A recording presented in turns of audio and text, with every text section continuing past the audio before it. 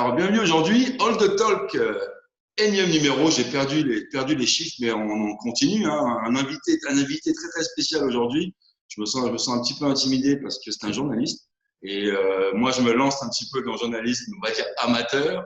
Alors, j'ai le plaisir de recevoir aujourd'hui Robert Frossi, journaliste à Radio-Canada. Bonjour Robert, comment ça va? Ça va bien, Greg, ça va bien. Je suis super content de te recevoir aujourd'hui. Vraiment, je suis même un petit peu nerveux parce que, bon, je ne vais pas dire de bêtises ou faire trop de conneries. Robert, toi, comment ça se passe un petit peu? On va commencer vraiment dans l'actualité, puis on va y aller comme ça. Comment ça se passe toi, un petit peu? Comment s'est passé un petit peu la période du Covid au niveau du boulot? Est-ce que ça a été plus calme pour toi ou la routine comme d'habitude?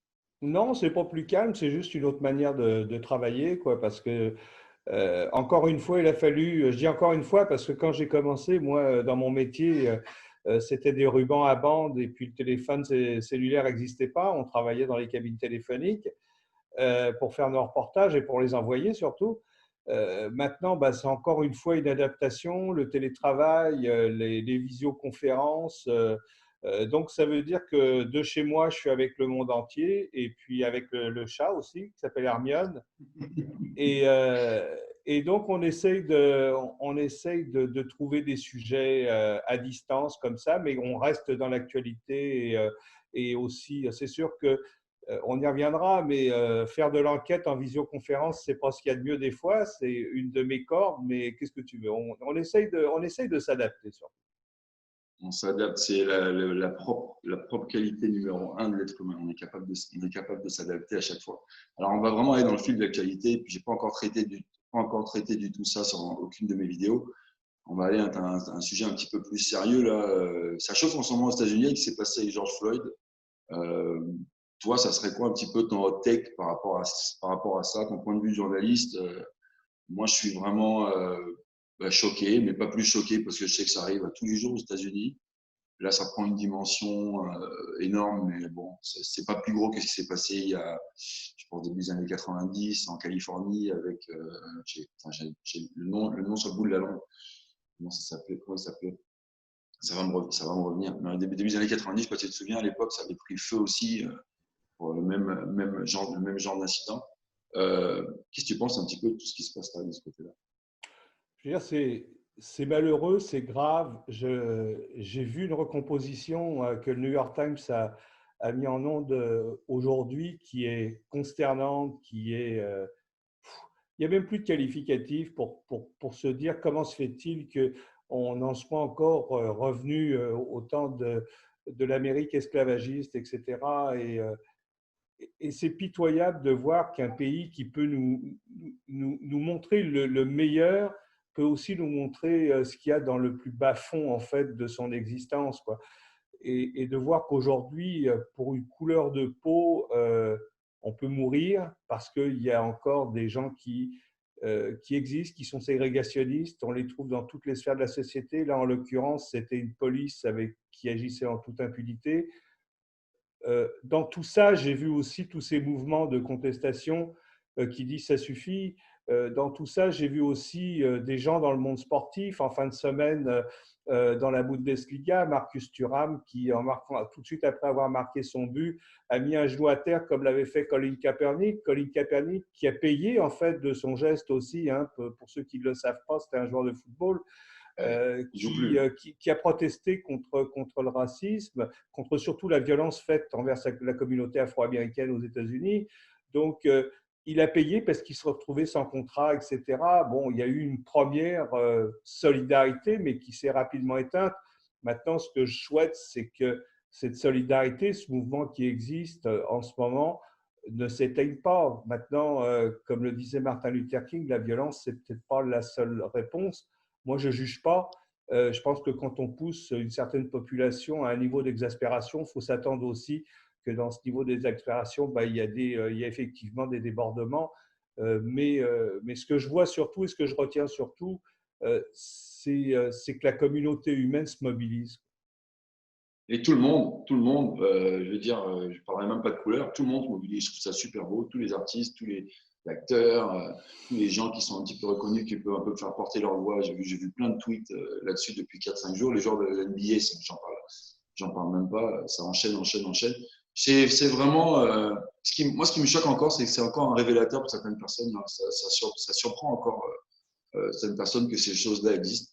Mais elles existent, c'est vraiment grave. Et puis j'espère que ça va changer bien vite. Mais je suis un peu pessimiste. Je suis un peu pessimiste avec le président qu'on a aux États-Unis.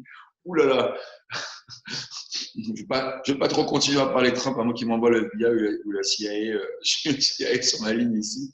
Mais écoute, c'est vraiment dommage. En tout cas, merci de partager ça avec nous. En tout cas, le truc qui est vraiment cool, c'est qu'il y a autant de sportifs qui, il y a beaucoup de sportifs qui s'engagent. Alors moi, ce que j'aime beaucoup dans ton travail, Robert, c'est que, et on va en parler un peu plus, c'est que toi, tu n'as pas jamais eu peur de pouvoir balancer des articles sur le dopage ou des articles sur des sujets un peu plus engagés, sur des athlètes qui ont vécu certains traumas, etc. D'où ça vient au départ, cette envie que tu as de vouloir soulever un peu plus ce que peu de journalistes en fait font. Bah, écoute, je ne sais pas vraiment d'où ça vient, certainement de l'éducation que j'ai reçue. On vivait modestement dans une famille ouvrière. Moi, ça fait plus de 30 ans que je suis installé ici, mais avant dans mon autre vie, j'ai été élevé dans une des pires banlieues parisiennes, celle du 93, en Seine-Saint-Denis.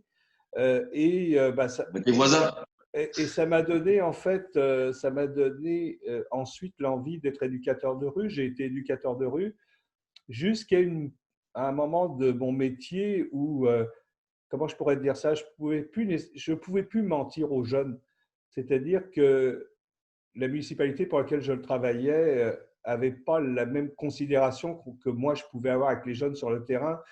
Et à un moment donné, quand tu n'as plus de réponse, tu essayes de trouver peut-être une autre voie où tu vas servir un petit peu de lien, de porte-voix de quelque chose. Puis finalement, je l'ai découvert, cette voie-là, dans le journalisme.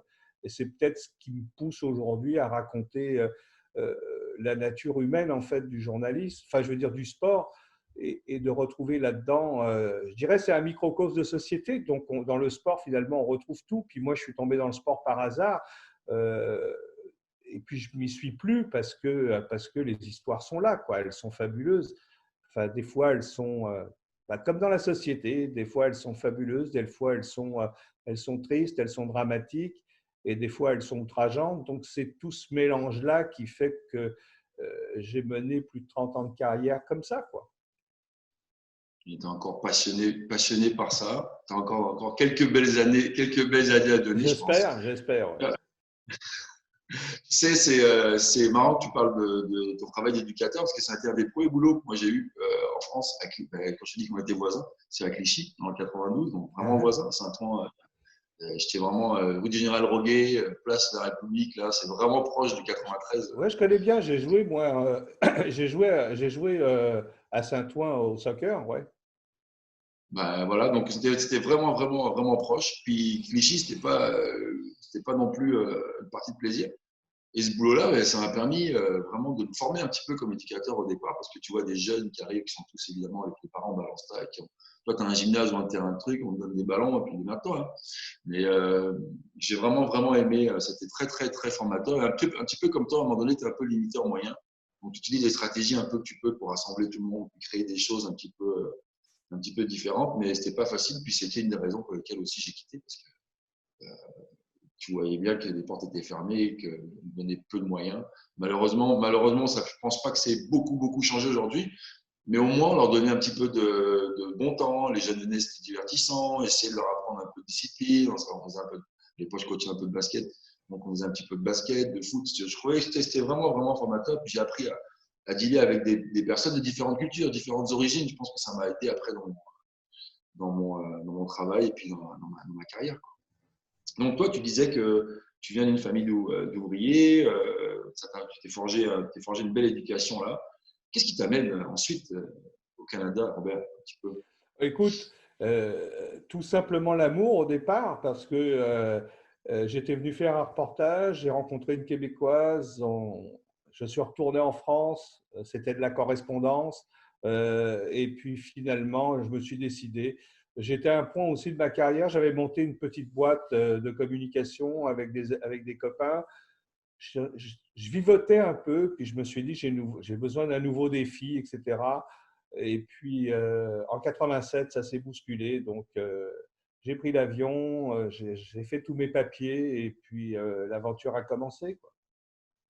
Et quand tu arrives en 87, tu commences tout de suite à Radio-Canada ou tu commences un Non, petit peu plus non, tard? Comment ça se non, passe un non, peu? non, non, parce que tu recommences à zéro, en fait. Ouais.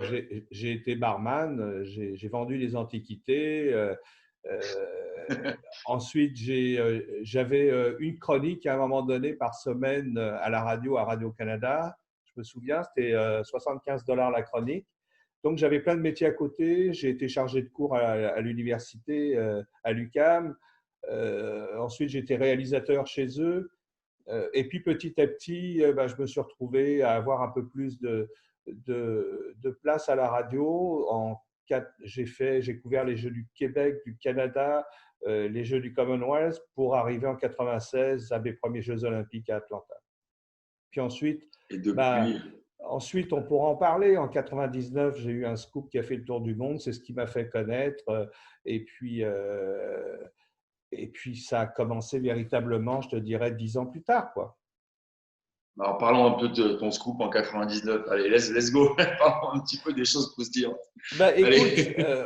on était aux Jeux panaméricains à Winnipeg, et, euh, et moi, je couvrais tous les sports. Puis, j'avais déjà mon petit réseau de mes sources dans le monde de l'antidopage, donc je les prévenais quand je partais sur des compétitions. S'il se passe quelque chose, n'hésitez pas à me téléphoner et tout. Et là, j'étais en train de couvrir la compétition du judoka Nicolas Gill, jeune judoka qui était en train de tout rafler à l'époque. Il était en train de gagner la médaille d'or. Moi, je regardais, et là, mon téléphone sonne. Je regarde d'un œil distrait Nicolas Gill faire sa médaille d'or. Et là, je commence à avoir une info de première main, mais qui était une bombe. Une de mes sources me dit il y a un athlète super connu qui vient de tester positif à la cocaïne.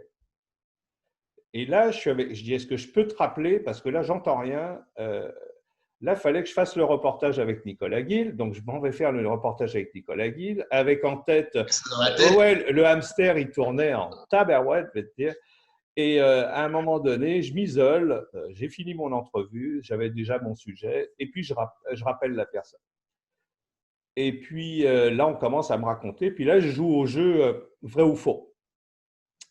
Et là, écoute, la chance que j'avais finalement, c'est que un athlète connu mondialement en athlétisme aux Jeux panaméricains de Winnipeg, il n'y en avait qu'un. Et c'était Javier Sotomayor, le Cubain. Bon, je parlais espagnol. Le confrère, enfin le recherchiste qui était avec nous parlait espagnol aussi. Je le mets dans la confidence parce que je ne voulais même pas en parler à mon patron avant d'avoir vérifié tout ça. Je vérifie avec une deuxième source pour effectivement avoir la confirmation qu'il avait testé positif à la cocaïne. Mais là, imagine, tu t'attaques à la légende vivante de Mondial. l'athlétisme cubain, le recordman absolu du saut en hauteur, etc.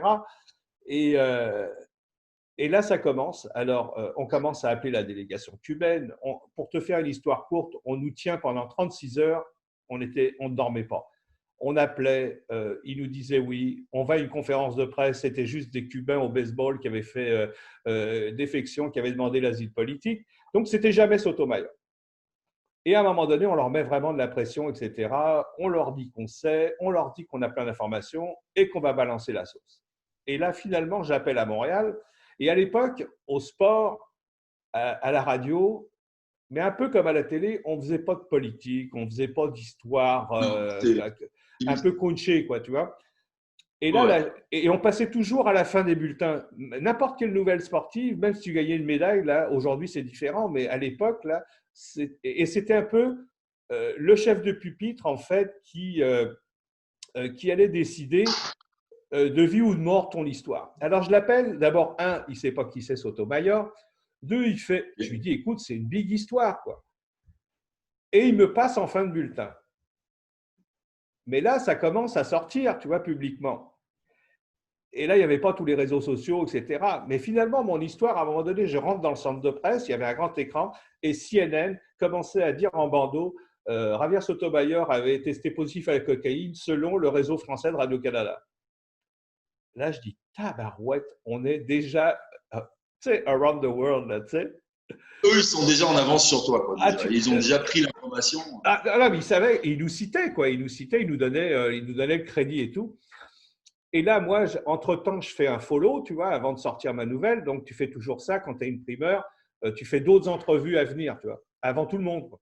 Alors, je fais une entrevue avec l'ambassadeur du Canada à La Havane, parce que ça commençait à brasser, tu vois. Parce que là, Ouais. dès qu'on a sorti ça, Castro accusait les journalistes canadiens d'être des agents de la CIA.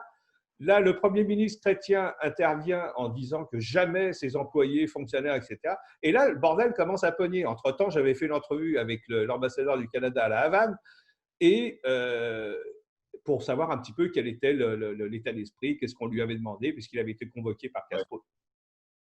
Et là, il donne deux entrevues.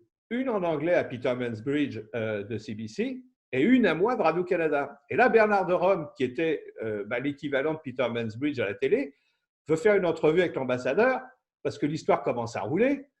Et là, évidemment, mon téléphone commence à sonner aussi. Et là, le rédacteur en chef qui m'appelle, qui me dit « Mais t'es qui, toi? On ne te connaît pas, etc. » à Radio-Canada. Je lui dis « Moi, je vous avais prévenu que c'était une bombe, le truc. Là. Moi, le chef de pupitre, il m'a passé en fin de nouvelle. Et puis, il a passé la réaction de l'ambassadeur. Justement, l'ambassadeur du Canada, il ne veut pas nous donner l'entrevue. Je dis « Moi, j'en sais rien. Moi. » Bernard de Rome qui dit « Qui c'est Robert Frozy qui fout le bordel et tout ?» Et ils ont dû passer l'audio à la télé, tu vois. Bon, tout ça pour te dire que le rédacteur en chef me dit, à la fin de tout ça, il me dit « Bon, on s'expliquera à Montréal. » Moi, là, dans ma tête, je reviens à Montréal, je suis grillé. Et là, il me reçoit dans son bureau. Il dit « Robert, d'abord, je tiens à te féliciter pour ce scoop et tout. » Et là, je dis et puis là, il me dit « Écoute, j'ai vu un peu comment on te traitait. » Parce que moi, j'avais toujours des salaires de briques et de broc, là, tu vois, un peu rafistolés à gauche, à droite. Et finalement, il m'a dit « Peux-tu m'aider à… Peux-tu t'occuper d'un petit mini-service des sports qui dépendrait de l'information ?» Et évidemment, un salaire qui sera un peu plus décent. Et c'est comme ça que ma carrière est partie. Wow, super, super. Et après, tu es parti de ça. J'imagine que dans l'action, dans le moment, et c'est ça que je trouve excitant un petit peu, c'est pas du tout ce que je vis par rapport à ce que tu as vécu, mais tu es en train de penser à un truc, il y a un autre truc qui rentre, tu es en train de penser, c'est malade. C'est vraiment quand dans ce genre de boulot, j'ai l'impression que faut vraiment avoir 4 cerveaux, quoi. Faut vraiment être connecté sur plusieurs zones et surtout pas perdre la zone essentielle, mais pas zapper les autres parce qu'il faut que tu sois proactif, il faut que tu sois réactif, que tu sois calme. As-tu réussi à garder ton calme ou c'est quelque chose Mais que non, tu as amélioré? ouais, avec le temps, tu l'améliores sur le coup, tu vas plus vite que le hamster, quoi. C'est toi qui deviens la roue, Ouais, quoi. ouais. Et c'est vrai que tout va vite, mais en même temps, c'est tellement grisant, c'est tellement excitant, c'est tellement… tu te rends compte que tu as une histoire qui se retrouve et qui fait le tour du monde. Mais sans qu'elle fasse le tour du monde. Bon, aujourd'hui, c'est 100 fois plus facile. Tu Ouais. rotes, tu deviens une vedette virale, quoi. Ou tu fais une grosse grimace, tout le monde le sait, même… Écoute, il y a quelqu'un qui éternue au Balouchistan, aujourd'hui, on le sait, quoi. Ça ne veut pas dire qu'on a plus de mérite, mais quelque part, quand je te disais tout à l'heure qu'on apprend à s'adapter, surtout quand on a connu toute l'évolution, les nouvelles technologies, etc., tu te dis nécessairement, est-ce que c'est… Je pense que même aujourd'hui, quand j'ai une bonne histoire, j'ai les mêmes frissons qu'en 1999. Là, tu me fais plaisir. Quand tu dis ça, tu me fais plaisir parce que c'est un petit peu comme un entraîneur qui est toujours passionné par son boulot, qui a eu des résultats plus en pouvoir, mais dès qu'il sort un nageur ou dès qu'il y a un nageur qui comprend un geste technique, dès que pédagogiquement il y a quelque chose qui se passe, mais cet entraîneur-là qui est passionné, mais il a toujours ce que tu dis, le petit frisson, le petit plaisir qu'il avait au début. Donc après 99, donc là tu sors une affaire sur le dopage, bon c'était une affaire de cocaïne. Il devait faire certainement un petit peu trop la fête, Javier Sotomayor. Mais ensuite, tu continues. Ça devient quoi? Un petit peu après la suite de la carrière et puis je dirais la deuxième ou troisième grosse histoire, dossier que tu as présenté. Après, tu deviens peut-être au Québec, et c'est toi qui vas me le dire, un peu une référence dans des personnes qui commencent à dénoncer et à parler un peu plus de ce genre Oh, d'agissement. écoute, ensuite, il va y avoir évidemment d'autres histoires. Je pense à l'affaire Geneviève Janson, où j'avais été le premier à trouver l'histoire, à mettre la suspicion sur Janson jusqu'à ce qu'elle avoue 3 ou 4 ans après, quoi. Mais c'est aussi toutes les injustices qu'il y a eu dans le monde du sport. C'est toutes ces histoires-là que j'ai traitées durant toutes ces années. Bien sûr qu'il y a eu Bon, c'est vrai que Janson, c'était une grosse histoire, mais il y a eu aussi derrière ça 11 Jeux olympiques avec autant d'histoires à chaque fois, quoi. Donc, des histoires humaines, que ce soit dans les sports d'hiver comme dans les sports d'été, c'était à chaque fois fantastique, quoi. Je veux dire, moi,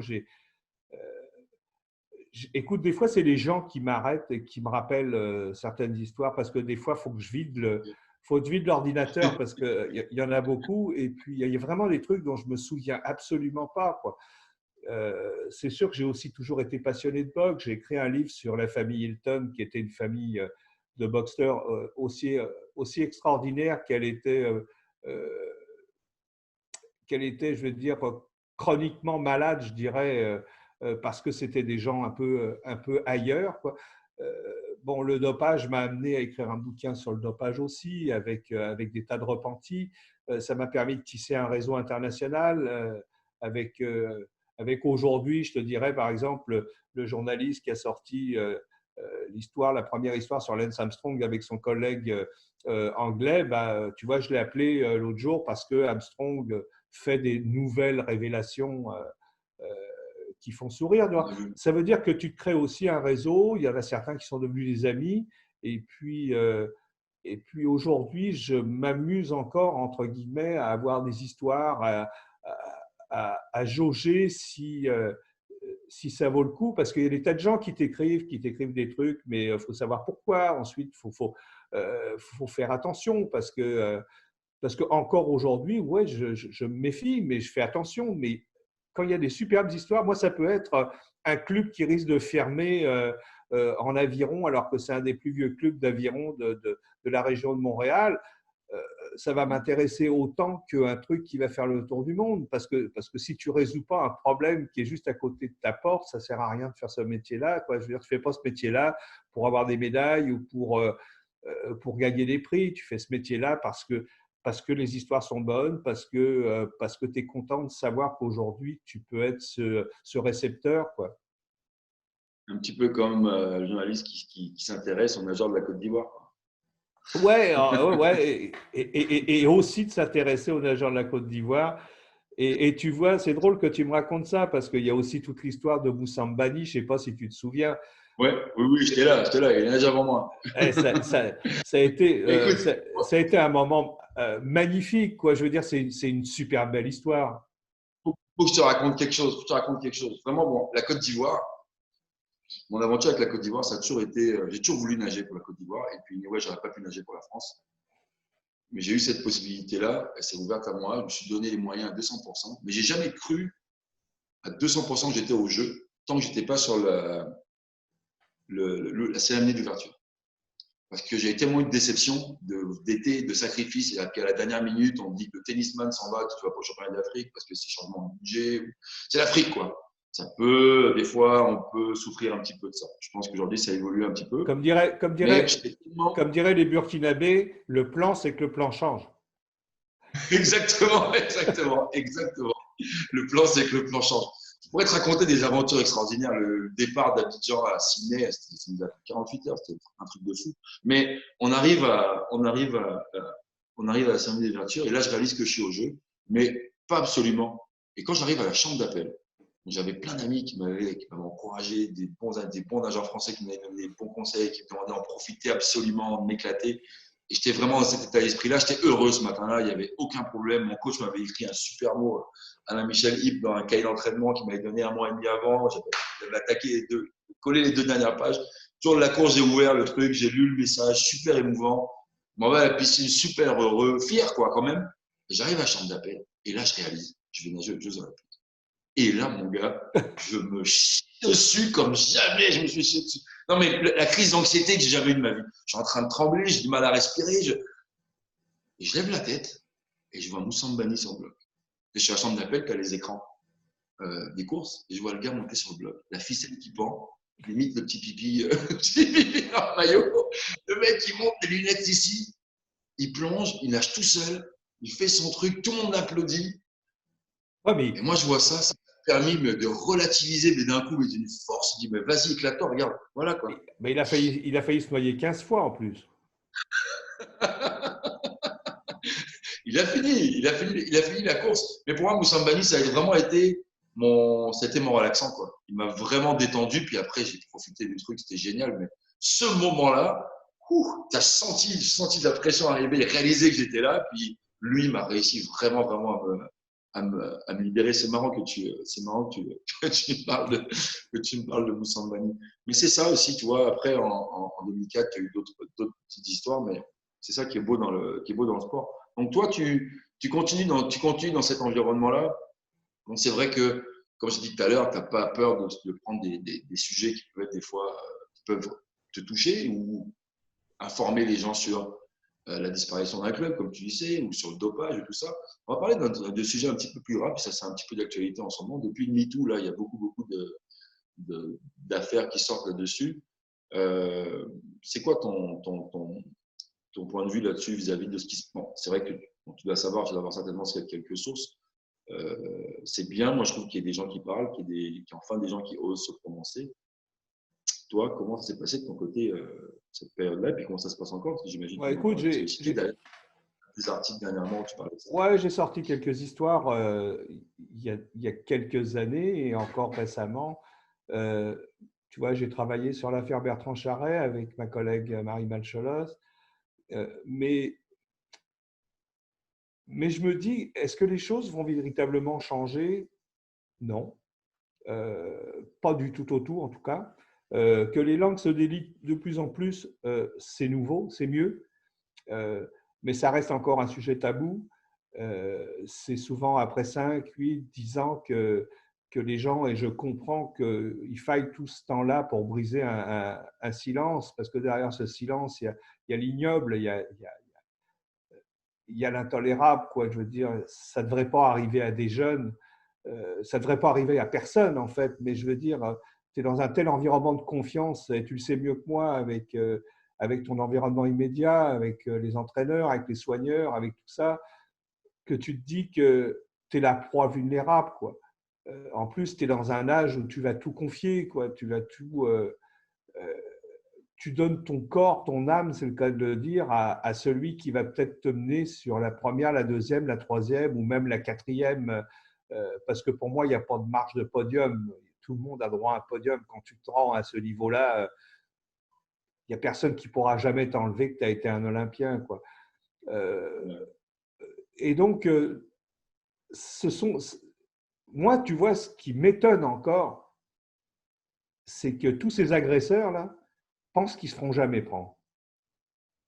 Ce qui m'étonne encore aujourd'hui avec la rapidité des réseaux sociaux, avec l'anonymat que tu peux avoir, avec toutes ces lignes d'aide, d'entraide, d'écoute, etc., les gens pensent encore que l'impunité existe. Et c'est ce qui me surprend encore aujourd'hui, au XXIe siècle, en 2020, de te dire « Attends, mais comment 30 secondes, tu ne peux pas penser que ça va se savoir, quoi ?»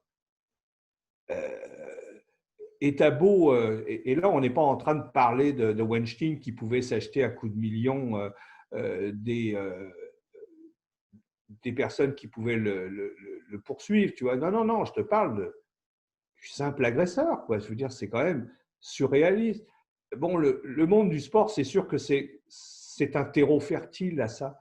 Maintenant, on a beaucoup plus de protection, il y a beaucoup plus de règles, mais force est de constater qu'il y a des choses qui malheureusement n'ont pas encore changé. Et là, je vais m'avancer, notamment ce que je veux dire par là, ce sont les fédérations, les responsables de fédérations. On l'a vu récemment avec celle du patinage artistique en France. Mais là, tu te dis, ces gens-là, on fait du cover-up pendant des années. Mais c'est la même chose chez nous. Moi, j'avais sorti une histoire il y a plus d'une dizaine d'années sur un club de natation. C'était le club Pomme, d'ailleurs, du parc olympique. Et là, on parlait de jeunes. Là.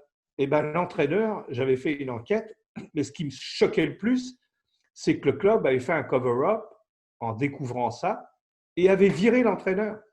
Le directeur de la fédération de l'époque au Québec était au courant. Moi, je les ai tous confrontés, ces gens-là. Je me suis même installé, je me suis même fait inviter à leur conseil d'administration parce qu'ils savaient que je savais. J'avais même un micro caché dans une cravate, tu vois.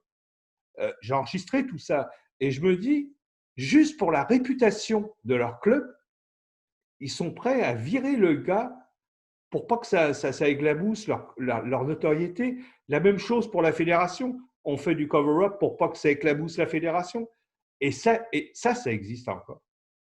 Ça, cette lâcheté crasse de certaines grandes fédérations et tout qui vont fermer les yeux parce qu'ils ont peur de perdre un super entraîneur qui a son palmarès 100 médailles ou 100 champions, etc. Hey, à quel prix? Au prix d'avoir bousillé des vies? Non. Ouais, ça c'est inacceptable. C'est inacceptable. Puis bon, heureusement je pense que les gens ont bien changé.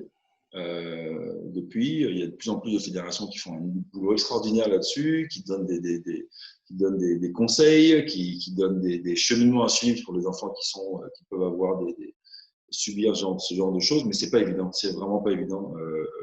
Je comprends vraiment que ça puisse te choquer. Moi, et ça arrive à tous les niveaux. Hein. C'est-à-dire que oui, tu parles de fédération, mais là, on parle de fédération, quel que soit le sport au Québec. Mais si tu veux parler au niveau international, j'imagine que dans le dopage, c'est les Jeux Olympiques en 84, en 88, les affaires Ben Johnson, Carl Lewis, on peut les nommer, hein, les athlètes, tous les athlètes qu'on a admirés, les Marinoté et compagnie. Dans le monde de l'athlétisme, il y a beaucoup qui savent que c'était pas clean, quoi. Dans tous les D'ailleurs, j'avais sports. une expérience. Ouais, ben dans beaucoup de sports. Dans beaucoup de sports. Je pense qu'aux Jeux Olympiques, bon, je ne partagerai pas de ma personne ni j'aimerais pas trop d'informations là-dessus, mais j'ai été témoin, j'ai vu des athlètes se piquer quoi, devant moi. Quoi. Et clairement, les mecs, c'était mais moi, si je ne me pique pas, je ne mange pas. Parce que c'est une course, en fait. Tout le monde, beaucoup d'athlètes qui y couraient, prenaient des produits, puis ils avaient l'impression que s'ils ne prenaient pas, ben, tu pourrais pas suivre, tu pourrais pas continuer ton métier, tu pourrais pas ramasser le 3 000 $ ou 5 000 $ dans un petit meeting qui peut te donner un peu d'argent puis continuer à te faire survivre. C'est ça qui est un petit peu, un petit peu malheureux. Puis malheureusement, la science, tu dois la savoir encore plus que moi. Je pense qu'ils ont toujours un temps d'avance, quoi. On a Bah, beau. oui, ils ont un cran d'avance, mais c'est le problème, si tu veux, c'est que ceux qui viennent et qui sont moins nantis, qui ne peuvent pas se payer justement les super docteurs, qui ne peuvent pas se payer le super encadrement du dopé moderne, ils vont utiliser des vieux produits, puis c'est eux qui vont se faire prendre. Quoi. Non, il y a aussi des classes sociales dans le dopage. Faut pas. Regarde, Lance Armstrong, il avait les moyens de son organisation de dopage, quoi. Et c'est valable dans tous les sports pour ceux qui choisissent de prendre ce virage-là, mais ceux qui se font prendre véritablement à l'heure actuelle, c'est pas les gros noms. Moi, je n'ai pas un gros souvenir de gros noms qui s'est fait prendre. On a eu des demi-noms, on a eu des soupçons, on a eu des choses comme ça, mais véritablement, même si la lutte contre le dopage s'améliore, il ne faut pas oublier que c'est quoi le dopage? C'est la possibilité de trouver un type qui sait lire des protocoles médicaux, qui sait détourner certains médicaments et qui s'amuse à faire des expériences humaines, mais enfin, je veux dire, qui fait des expériences directement sur les humains. Il s'en fout des conséquences. Si tu attrapes un cancer à 45 ans, après ta carrière, il n'y a personne qui viendra après dire que c'était de la faute du dopage, tu vois. Donc, c'est ça aussi contre quoi on lutte. Là. Et puis, on lutte aussi avec, regarde aujourd'hui, les nouvelles générations, ce qu'on leur demande au niveau de la performance. Là, je ne te parle plus d'athlètes, là, je te parle à l'école, je te parle dans leur société, soi-disant moderne, on leur demande je dirais, à 8, 9, 10, 11, 12 ans, déjà choisir dans quoi ils devront performer, tu vois. C'est un non-sens. Et donc, après, comment tu veux que, quand tu arrives à un certain point, tu ne fasses pas tout pour continuer à rester à ce niveau de performance. Ça n'excuse pas, parce que derrière, il y a des valeurs qui n'ont pas été enseignées, etc. Mais somme toute, on est dans une société de performance encore plus aujourd'hui. Et s'il n'y a pas des valeurs qui viennent restructurer un peu ça, bah évidemment qu'on va en avoir peut-être de plus en plus et dopés, j'en sais rien. Toi, dans ton métier, en dénonçant toutes ces affaires, t'en as fait, hein. Tu t'es pas fait que des amis, j'imagine. Il y a du monde, certainement des entraîneurs que tu as dû connaître, des gens de fédération que tu connaissais qui, du jour au lendemain, ont décidé de ne plus parler. Comment ça se passe quand tu es journaliste et bon, c'est vrai que toi, tu es engagé, hein, tu as tes valeurs, donc tu fous son truc à fond, mais bon, eux, le rapport, est-ce qu'il y a déjà eu des stress? Je ne pense pas que ça a déjà été jusqu'à la violence, mais il y a déjà eu des trucs un petit peu comme Non, ça pour toi? non, pas violent, pas violent. J'avais fait le truc qui m'a fait le plus peur, je pense, dans ma carrière, c'est des coups de téléphone à 3 heures du matin, puis la personne ne répond pas, quoi. Mais peur, non, jamais. Ouais, j'ai été barré de certains lieux. Disons par exemple que le Canadien de Montréal n'avait pas trop aimé que je sorte l'histoire de José Théodore sur son Procépia. C'est pour ça qu'il utilisait ce produit-là, c'était pour ses cheveux, quoi. C'était du grand n'importe quoi. Là, on a assisté à un moment de grand guignol. Bon, bah, ça m'a valu à un moment donné d'être barré, mais je m'en foutais. Moi, j'étais pas sur comme on dit, sur le beat du Canadien, donc je mangeais pas dans l'auge. Et pour les autres sports, c'était la même chose, quoi. Je veux dire, force est de constater que quand les faits sont là, quand tu as fait ta job, oui, ça fait mal à certains égos de certaines fédérations, etc. Mais en même temps, on a fait notre travail, quoi. Je veux dire, moi, j'ai jamais sorti quelque chose comme certains dans la confrérie qui ont envie de sauter aux conclusions sur certaines histoires, etc. Je comprends ensuite qu'on leur en veuille, mais tu ne peux pas en vouloir à quelqu'un qui a fait son travail et puis que ce travail, eh bien, il était effectif, en fait, et puis que tout était révélé. Bon, alors quand on parle des entraîneurs, on parle des fédérations, des gens autour du sport bon, voilà, avec qui tu as pu avoir quelques frictions, mais j'imagine dans ton métier, dans le monde de ton métier, parce que tout le monde ne fait pas le travail comme toi, tout le monde n'est pas engagé comme toi, vous êtes plusieurs types de journalistes, comme tu viens de le dire, toi, tu es vraiment engagé, tu assumes ce que tu fais, tu n'en as rien à foutre à peu près de qui ou quoi tu vas parler, mais ce n'est pas tout le monde. Il y en a qui mangent dans les mains de certaines choses. Est-ce que toi, tu as aussi des tensions avec des collègues comme ça? C'est un peu difficile ou tu les connais déjà maintenant? Non, il n'y a pas véritablement de tension. Au début, peut-être parce que, ouais, il y en a certains qui, quand je commençais à raconter des histoires sur le dopage, etc., certains qui m'ont dit tu craches dans la soupe, quoi. Genre, tu ne fais pas partie de cette magnifique famille du magnifique monde du sport qui devrait être que de belles images, quoi. Et ce sont ces belles images qui doivent absolument rester. Moi, ce que je leur répondais, et c'est ce que je réponds aussi quand on me pose des questions, quand je vais rencontrer des jeunes dans les écoles ou même dans des écoles de journalisme, je serai toujours émerveillé, même à plus de 60 ans aujourd'hui, d'être sur la ligne du 100 mètres et de voir courir un 100 mètres olympique. J'aurai toujours le même émerveillement que la première fois. Ça ne m'empêche pas d'aller dans les coulisses après. Autrement dit, de faire l'un des trucs les plus difficiles, c'est de commenter une course qui dure 9 secondes 80 ou 84, tu vois. En tout cas, moins de 10 secondes, c'est super difficile à faire. Ça a l'air de fou ce que je raconte, mais c'est vrai, c'est super difficile. Il faut que tu surveilles 8 bonhommes. Il faut que tu surveilles tout ce qui se passe, il faut que tu surveilles qui a franchi le premier, et des fois, ce n'est pas évident. Qu'avec Bolt, c'était plus facile, mais le reste, c'est de voir est-ce qu'il y a un record du monde. Tout. Mais là, pendant ce temps-là, tu tu parles au monde, quoi. Tu n'as pas d'image, là. Moi, je suis à la radio, là, tu vois.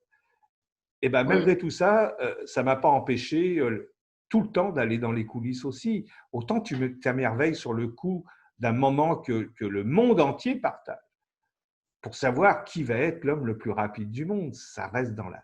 Je ne sais pas, ça reste… C'est mythique, quoi. Et en même temps, oui, après, bah, est-ce que c'est clean tout ça? Et souvent, on me pose des questions. Est-ce que tu as eu des… est-ce que tu es dubitatif sur tel ou tel athlète? Aujourd'hui, ouais, je peux répondre. Ça n'engage que moi, quoi. Mais, euh, mais après, je me dis, il n'y a pas de preuves, quoi. Moi, je ne les ai pas trouvés, en tout cas. Je n'ai pas de mes Bah, vu pas. confrères qui les ont trouvés. Le jour où on les trouvera, peut-être des fois c'est 2, 3, 5, 10 ans après, euh, tu te disais, bah, ouais, je ne m'étais pas trompé, mais Robert, tu t'es peut-être pas trompé, mais tu n'avais pas les preuves, quoi. Donc tu ne l'as pas sorti, l'histoire. Mais bon, c'est sûr qu'il y a des trucs maintenant qui sont des signes avant-coureurs, puis c'est dommage pour certains athlètes que cette suspicion les couvre aussi, quoi. Mais en même temps, il ne faut pas nous prendre pour des valises non plus. Euh, Quand tu vois des juniors qui sortent de nulle part, et puis qu'à un moment donné, 3 ans après, ils ont triplé de volume, et puis ils sont passés ou par certaines écoles aux États-Unis, ou alors qui revendiquent d'avoir fait des stages en altitude au Kenya ou en Jamaïque. Il ne faut pas nous prendre pour des valises non plus, quoi. Je veux dire, tu sais, respecte-nous, quoi. Non, mais c'est vrai, respecte notre Non, intelligence mais à un moment Robert, c'est donné. passé pendant 30 ans, 40 ans. Pourquoi est-ce que tu ouvres ta gueule, toi aussi? Je veux dire, on leur a demandé, les mecs, ils font ça depuis des années. Tout va bien. Non, puis en même temps, quand tu parlais des confrères, c'est sûr qu'il y en a encore qui te disent, ouais, mais Robert, franchement, pas lui, pas elle, tu vois. Tu sais, je veux dire, pendant l'affaire Laurence Vincent Lapointe en canoë-kayak, ouais, il y a eu des discussions pas mal. Moi, je la croyais, puis je continue à la croire. Mais il y a encore de certains de mes confrères qui, non, non, pour elle, non, non, non, non. Et je ne sais pas, il y a des trucs que tu ressens, puis il y a des explications que tu entends, puis tu vois aussi la détermination de l'athlète qui est prête à aller jusqu'au bout, quoi, même le polygraphe, quoi. Euh, Ouais. je ne te dis pas que c'est infaillible, mais en même temps, non, je crois qu'il y a des choses que faut faire attention, quoi. Et tu vois, dans ce temps-là, moi, j'ai entendu tout et son contraire, tu vois. Puis c'est pas normal qu'aujourd'hui encore, avec tous les outils qu'on a pour savoir, qu'il y a encore des gens qui coupent les coins ronds juste pour avoir une histoire. Ouais. Ouais. En tout cas, on va parler des choses un peu plus réjouissantes. On va changer un petit peu le sujet. T'écouter parler, pour moi, aujourd'hui, là, comme ça, après toutes ces années, ce que j'adore, ce qui me fait triper, c'est ça que j'aime quand je parle avec des coachs qui sont plus âgés que moi, qui ont plus d'expérience et tout ça. Ils parlent encore de la natation, ils parlent encore du sport dans le domaine, comme toi, tu es en train de me parler de ton travail, avec ce truc dans l'œil, là. Tu vois, tu as encore le feu, là, ça vient te chercher, ça continue à venir te chercher. Si je devais te demander dans ta carrière deux deux moments que tu as vécu en tant que journaliste, tu te senti vraiment privilégié de pouvoir vivre ces moments-là, mais deux moments, un moment où tu t'es senti vraiment heureux pour la personne, vraiment heureux d'avoir vécu ça là, à ce moment-là, et l'autre, ça serait complètement l'inverse. Ah, Tu as vraiment eu non, c'est quelque chose cruel, de… c'est cruel. Quand tu as couvert presque 12 Jeux olympiques, des championnats du monde, des coupes du monde de soccer, euh, c'est cruel de demander une question comme ça. Éc-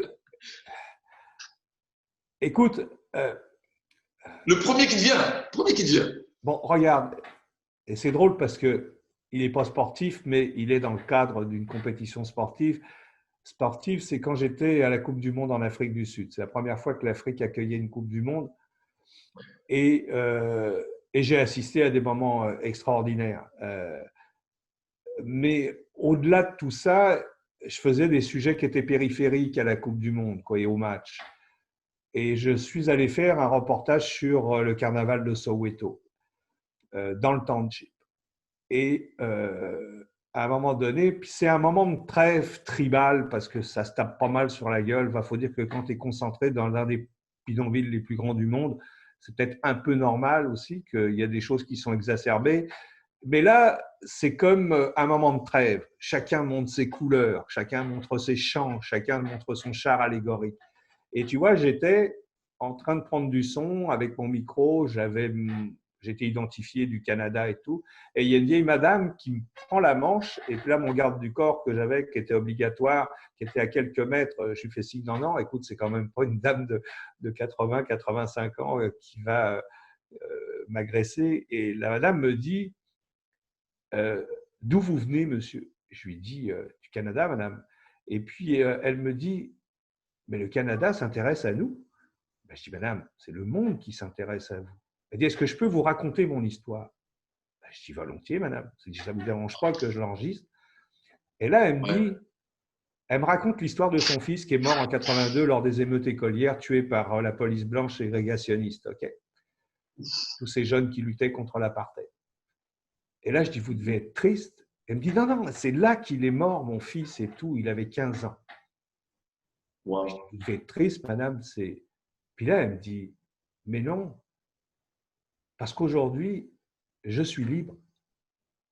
Et là, elle se retourne vers sa sœur, qui devait avoir une dizaine d'années que moi, alors deux petites vieilles, qui dit, sister, I'm free. Et puis l'autre lui répond, no, sister, we are free.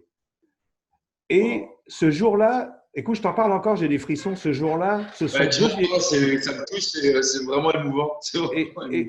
Et ce jour-là, ce sont deux vieilles femmes qui m'ont fait prendre véritablement conscience de ce qu'était le mot liberté. Alors, c'est ça aussi le privilège de notre métier, c'est de voyager et d'avoir encore aujourd'hui présent des souvenirs. Je pourrais te raconter, je ne sais pas, 10 000 souvenirs de courses de 100 mètres qui m'ont fait vibrer. Mais encore là, un souvenir sportif, peut-être Cathy Freeman aux Jeux Olympiques à Sydney. Elle va gagner, elle va enlever ses chaussures et elle va marcher pieds nus et elle va faire son tour de stade. Et ce jour-là, les Blancs, comme les Noirs, comme les Aborigènes dont elle faisait partie, il y avait un stade qui était australien. Je sais parce que je l'ai raconté.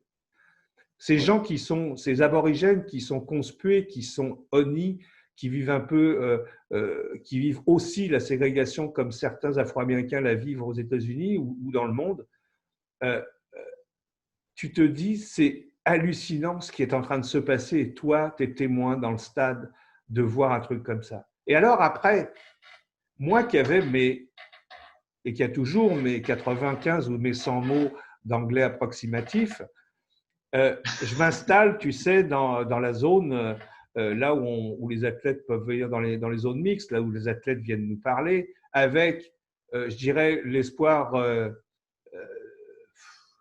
mais millisimal quoi, de pouvoir au moins poser une question. Et là, Cathy Freeman devait passer toutes les grandes chaînes de télévision, etc., les grandes radios qui avaient plus de fric que nous. Et là, moi, je suis dans l'enclos, un peu à l'écart, avec mon petit micro, et elle finit, elle répondait à tout le monde. Et à un moment donné, j'avais répété ma question, etc., tu vois, 15 fois pour qu'elle me comprenne. Et puis à un moment donné, je lui ai dit, Cathy, c'est pour la radio française et tout. Elle dit, I don't speak French. Je dis, non, non, non, j'ai ma question en anglais. Puis je lui dis, est-ce que ce soir, c'est une victoire aborigène pour vous? Écoute, elle s'arrête et elle me répond. Peut-être que personne n'avait songé à lui poser directement la question comme ça. Et écoute, elle m'a répondu. Et quand je suis revenu en studio, personne ne me croyait que j'avais une entrevue one-on-one avec Cathy Freeman parce que, à cause de mon anglais approximatif, tu vois.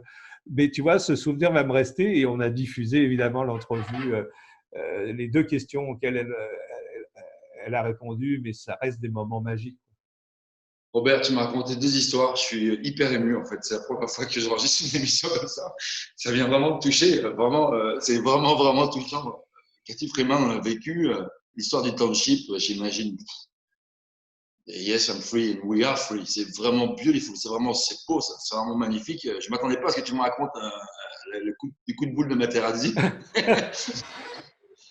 que j'ai vécu en direct, non pas dans le stade, mais sur la porte de Brandebourg, quand c'était la finale donc avec l'Italie. Et il y avait 1 million de personnes sur la porte de Brandebourg qui avaient été transformées en terrain de soccer avec des écrans géants, etc. Et écoute, c'était magique, mais il faut que je te confie quelque chose. Ce soir-là, mon cœur d'Italien, parce que ma famille est italienne, mon père et ma Oui, mère, oui. mon cœur d'Italien, j'ai jamais été déchiré entre être pour les Français, pour l'Italie. C'était clair que c'était pour l'Italie, je l'ai toujours été. Et écoute, de voir l'Italie gagner, là, ça valait, pour moi, là, en plus comme journaliste, quoi. Et même quand je faisais mes directs, je devais le dire, quoi, par honnêteté, ou alors des fois l'animateur le relevait, tu vois, en disant, bon, c'est bien, vous êtes pour l'Italie. Je dis, ouais, puis elle va même gagner la Coupe du Monde. Ben oui, bien sûr, Robert. Et finalement, ben oui, elle a gagné la Coupe du Monde. Et après 82, hein, ça, vous avez attendu longtemps, les Italiens, quand même. C'était long, c'était long. Et vous avez appris à reboucher les champagnes entre-temps. Ouais. 2000, etc. Ah, c'était vraiment, vraiment super ce petit bout-là, Robert. Merci beaucoup. Mais en tout cas, dernière petite chose avant qu'on termine, je pourrais te parler des heures, je te dis tout de suite. Mais je suis obligé de faire un petit peu plus court. Mais je te réinviterai. J'ai la permission Pas de de souci. te réinviter. Bon, alors dernière petite question. Puis, pour les jeunes qui veulent être journalistes, les jeunes qui rêvent de faire un métier comme le tien, si tu avais quelques conseils à leur donner, qu'est-ce que tu leur dirais aujourd'hui après toutes ces années d'expérience?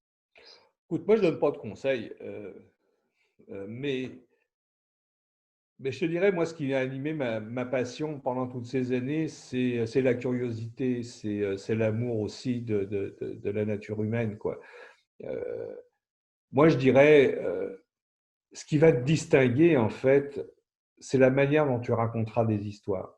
C'est ta plume. Euh, c'est ça qui va te distinguer. Moi, j'ai eu la chance, quand j'ai commencé, j'étais preneur de son à Radio-Canada.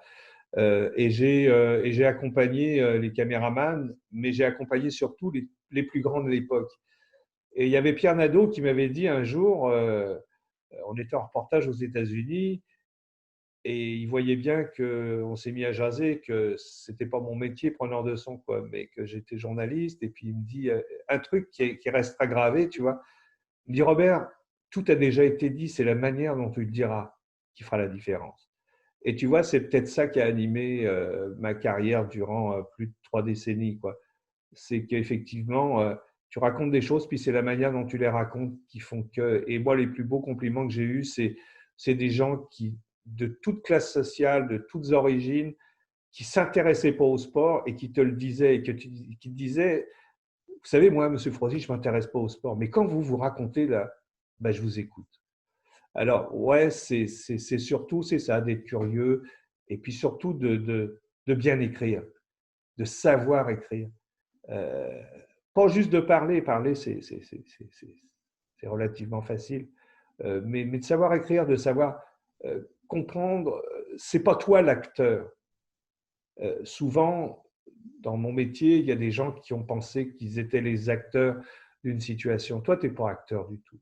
Tu es juste un espèce de fil. Si tu veux qu'il y ait de l'électricité, qu'une ampoule s'allume, tu vois, bah, il y a une prise, et puis de l'autre côté, il y a aussi quelque chose. Puis toi, bah, tu es entre les deux, quoi. Tu fais en sorte qu'il y ait une lumière qui s'allume. Mais tu n'es jamais la lumière, c'est pas toi. Non, non, c'est l'histoire que tu racontes, la personne qui raconte son histoire. C'est sûr, tu es le relais, on va appeler ça, tu es le relais de leur histoire, quelque part. C'est ça, tu joues ce rôle un petit peu de relais. J'arrive pas à trouver d'autres synonymes. Mais c'est vraiment, vraiment super, Robert. Je te remercie. Écoute, c'est ma 11e émission, ma 12e. À date, j'ai beaucoup rigolé, j'ai beaucoup trippé. Là, c'est la première fois que tu me mets, quand je passe par un petit état un peu fébrile. Je sais pas si je vais couper ou pas, hein. Non, non, non, non, il faut le garder, c'est le meilleur moment, ça. En tout cas, Robert, merci. Merci beaucoup. J'espère que tu vas apprécier le rendu de notre entrevue. Je suis pas Ça va être inquiet. diffusé. Ça va être diffusé bientôt. Moi, je continue ma petite aventure. Je t'ai remis dans mes contacts. Je vais te demander quelques conseils de temps en temps. Il n'y C'est a pas sûr. de souci. D'autant qu'on aime le même bonhomme avec le poster que je vois derrière toi, là. Alors là, si tu commences à Écoute, parler de boxe. je vais te montrer quelque chose. C'est rare que Vas-y, j'accepte les cadeaux qu'on m'offre, mais ça, on me l'a vas-y, offert. vas-y, je veux voir. C'est la réplique. Oh, putain, que c'est lourd. Oh. Écoute, écoute, c'est la réplique. C'est Tasken qui a fait ça. Et Livingston. il en a fait. Et j'avais fait, moi, un reportage à la radio avec les 10 000 exemplaires qui existaient dans le monde. Mais c'était le livre qui pesait je ne sais plus combien de kilos. Et c'est un garde de sécurité qui te l'amenait. OK? Écoute, c'est hallucinant. Il y en a 10 000 dans le monde des livres comme ça. Mais ils ont fait aussi un format qui pèse une tonne aussi, mais qui est plus réduit, tu vois. Et un jour, je Ouais. reçois ça par la poste pour remerciement d'avoir parlé de ce livre-là, etc. Et écoute, il ne me quitte pas. Ça va être dans C'est mes une Bible. legs. C'est une Bible. Moi, je vais te raconter une histoire par rapport à la boxe, que tu m'as dit que tu étais vraiment fan de boxe. J'ai 2 enfants aujourd'hui. Et mon deuxième, je l'ai appelé Marvin. Pour 2 raisons. Parce Hagler. que Marvin Gaye, c'était un grand musicien que mon père adorait, qui a toujours tourné à la maison, il me touche toujours autant. Mais en Côte d'Ivoire, on se levait toujours la nuit pour regarder les grands matchs de boxe des années 80. Et je me souviendrai toujours de ce match que j'ai vécu, de ce combat que j'ai vécu entre Sugar Ray, Leonard et Marvin Hagler. Marvin Marvelous Hagler. Et je ne comprenais pas pourquoi tout le monde était tellement amoureux de Sugar Ray, qui était le charmeur, l'élégant, Marvin Hagler qui avait un cœur, un très grand boxeur, un très très grand boxeur. Et moi, j'ai regardé ce combat. Mon père, évidemment, pour Sugar Ray, ma mère pour Sugar Ray, mon frère pour Sugar Ray, les amis, tout le monde, c'était Sugar Ray, Sugar Ray. Moi, je prenais pour Marvin, je trouvais que c'était tellement un guerrier, quoi. Et en Ouais. plus, il gagne ce combat. L'autre, il a gagné. Pour moi, aujourd'hui, je ne suis pas spécialiste de la boxe, hein, mais je pense qu'il a bien joué. Ça a été un bon acteur, Sugar Ray, dans ce combat. Bien meilleur que Marvin, qui, à mon avis, n'est pas trop loin de la décision finale à la fin. Mais du coup, j'ai nommé mon fils Marvin. Greg, je vais devoir te laisser parce Ouais, que j'ai un topo que je dois envoyer. Et puis, je vois l'heure pas de passer problème. là. Mais Super. écoute, Bah, écoute, c'est quand tu veux. je fais un petit wrap-up. Merci beaucoup, Robert. Merci pour l'invitation. On se retrouve très, très vite. À bientôt. Et bonne continuation. Merci, Robert. Toi aussi, Merci salut. beaucoup. Bye À bye. très vite. Bye bye.